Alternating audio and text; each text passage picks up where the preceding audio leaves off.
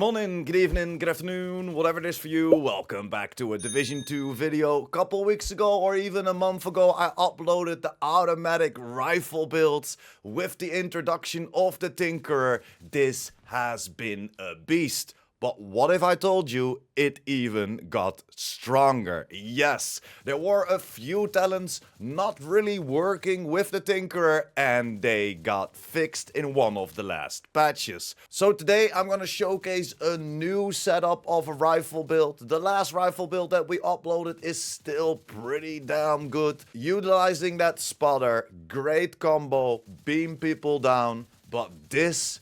holy freaking shit, we can get up to those 3 millions on headshots whenever we have our season active. Within this gameplay, you won't see me activating my active. So we are not unkillable. We don't have extra damage output. We're not setting people on fire. We're not blinding anyone. So this is all without activating the season. So if you activate the season on this build, you can even hit harder. Like I mentioned though, 3 million crits. But this build can still put out 2.2 million on the head without the season active. But that's enough intro, that's enough gameplay. Let's jump over to the build itself. Starting with the specialization, we got the minigun specialization. Why? Giving us that extra 10% armor on kill. We're running around with a full red build and this will give us some extra survivability, with a few extra things on the build as well,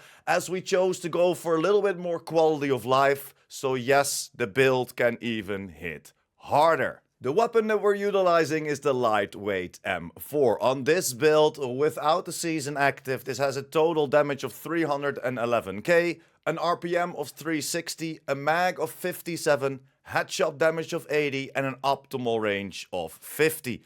My gun has an expertise of level 30, and of course we went for damage to target out of cover as the third attribute. And then for the first talent we chose to go for killer. Killing an enemy with a critical hit grants 70% critical hit damage for 10 seconds, and this is a great combination of the talent. Another huge shout for the gun itself, go for the stability mods. Like I said in the intro as well, we chose to go for a little bit more quality of life. So on our optic, on our red dot, we have 30% stability, and on our muzzle we have 40 extra stability minus the 10% optimal range, and this will turn this lightweight M4 in a straight laser beam, not bouncing on your screen whatsoever, just straight up beaming people down from a pretty far distance as well. Of course, we went for that extra 20 rounds minus the 10% reload speed, and then a little extra crit. Jumping over to our second weapon, and this, of course, because we're utilizing the Tinkerer mask, doesn't need to have anything on there. If you find it with, for example, your core attributes all low, or not even with damage to target out of cover, that is okay, because it's only about the talent. The mask will only get the talent away from your secondary. And yes, that is Boomerang. Yes, sir. This is the talent that is now working again with the Tinkerer mask. Critical hits have a 50% chance to return the bullet to the magazine. If a bullet is returned to the magazine, the next shot has a 40% increased damage. So you're not only getting your bullet back, but it also has a 40% increased damage. So when the build comes together, when you have that boomerang, when that killer is activated, you hit that 2.2 million on the head.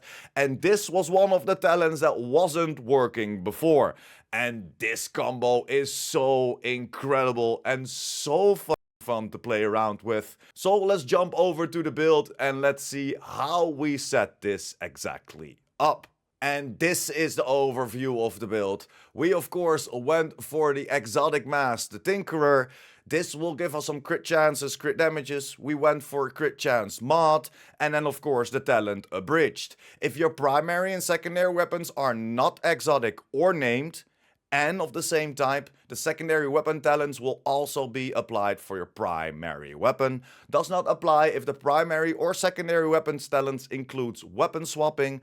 Does not apply if the primary and secondary weapon talents are the same. Like I just explained, that's why we're utilizing Killer and we're utilizing Boomerang. It will only work on your primary weapon. You cannot switch over to your secondary weapon and then use it as well. You will see it popping up on your screen whenever you have your primary weapon in your hand. There will be a little orange A on your screen.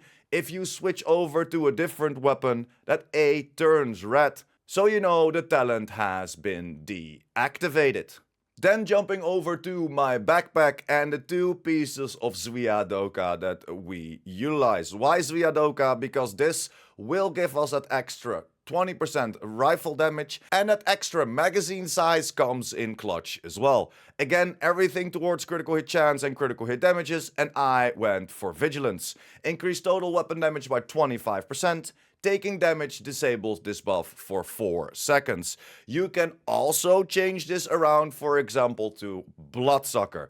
This will, of course, lower your total damage output, but gives you so much more survivability, especially with the season active. You will get a lot more extra RPMs, you will get a lot more damage output, so you could go for Bloodsucker as well, depending how you like to play. Always say builds as a template. This is a playstyle that I like to play as, doesn't mean that you have to play the same way.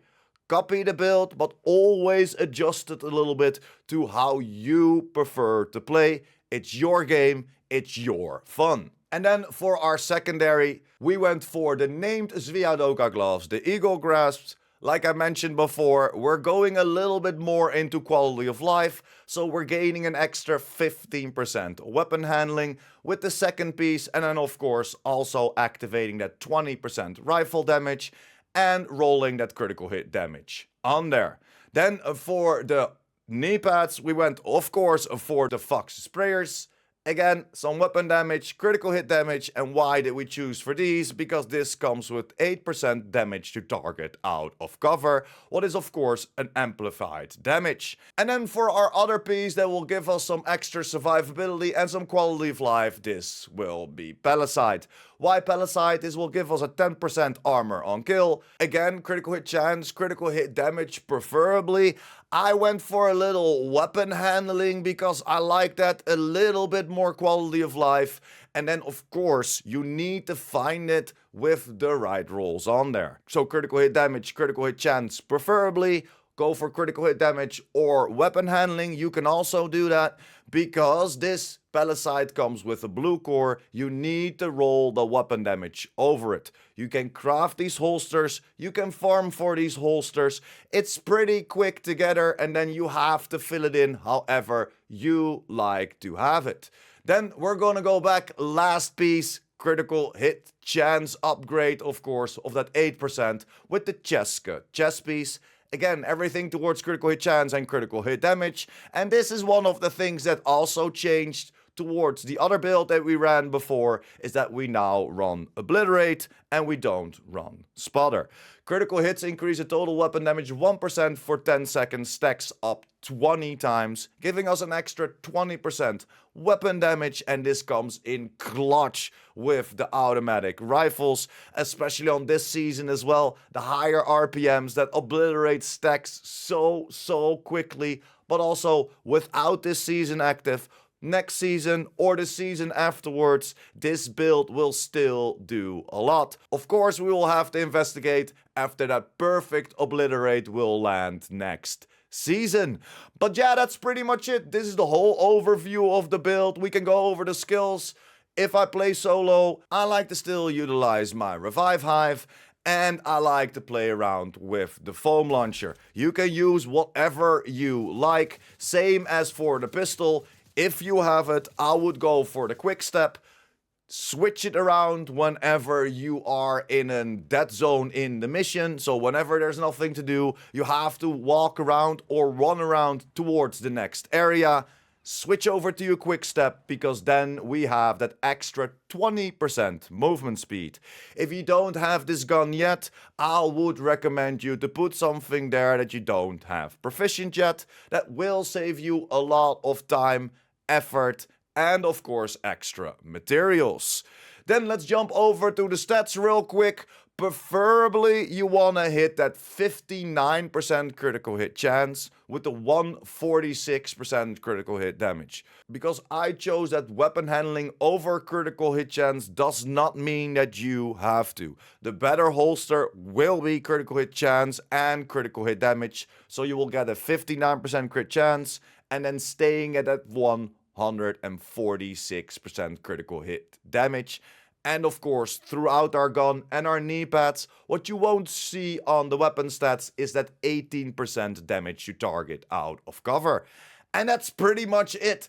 A quick breakdown of the build. Of course, I already showcased this to you a couple weeks ago, a month ago, but a few things changed because of that beautiful boomerang working with the exotic mask right now. Let me know in the comments down below if you knew this already. Did you know that boomerang is working again with the Tinkerer mask? And did you already test it out? Do you like this setup, or do you like the flatline setup from a couple weeks ago? And that's it for me today. Thank you very much for sticking until the end. Like the video if you liked the video, helped you out in any way or form. And of course, if you're new here and or you want to be updated by the Division 2, make sure to hit that subscribe button as well. And I will see you in the next one. Pure Prime out.